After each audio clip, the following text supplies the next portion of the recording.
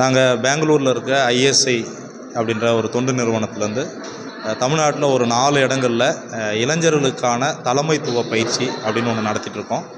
ஒவ்வொரு இடத்துலையும் 35 இளைஞர்களை தேர்வு பண்ணி, ஆண்கள் பெண்கள் எல்லோரும் சேர்ந்து 35 இளைஞர்களை தேர்வு பண்ணி அவங்களுக்கு 3 நாள் தங்க வச்சு இந்த தலைமைத்துவ பயிற்சி கொடுக்குறோம். 6 கட்ட பயிற்சி அது நடக்குது. இப்போ இங்கே சிங்காரப்பேட்டையில் 3வது கட்ட பயிற்சி நடக்குது. மக்களின் உரிமைகள் சார்ந்த பயிற்சியாக இந்த பயிற்சியை கொண்டு போகிறோம்.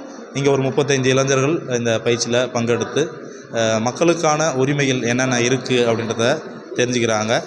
குறிப்பாக நம்முடைய அரசியலமைப்பு சட்டம் நமக்கு வழங்கியிருக்கிற மக்களுக்கான உரிமைகள் என்ன அப்படின்றத தெரிஞ்சுக்கிறதுக்கான பயிற்சியாக இந்த பயிற்சி கொண்டு போயிட்டுருக்கோம். 3 டைம் தொடர்ந்து நடந்துகிட்டே தான் இருக்குது. அதனால் கொஞ்சம் எனக்கு ரொம்ப நல்லா இம்ப்ரூவ்மெண்ட்டாக இருக்குது. அம்பேத்கரை பற்றி நல்லா நான் படிச்சிருக்கேன். இன்னும் கற்றுக்கணுன்னு தோணுது. அதை பற்றி நான் இன்னும் நாலேஜ் வளர்த்துக்கலான்னு இருக்கேன்.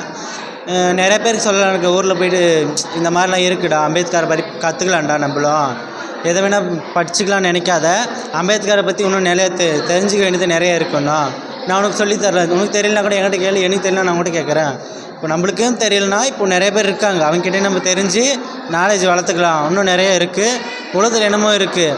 அது என்னமோ சாதிக்கிறதை விட அம்பேத்கரை பற்றி நினச்சி வேணால் சாதிக்கிறது நிறைய இம்ப்ரூவ்மெண்ட் ஆகலாம்.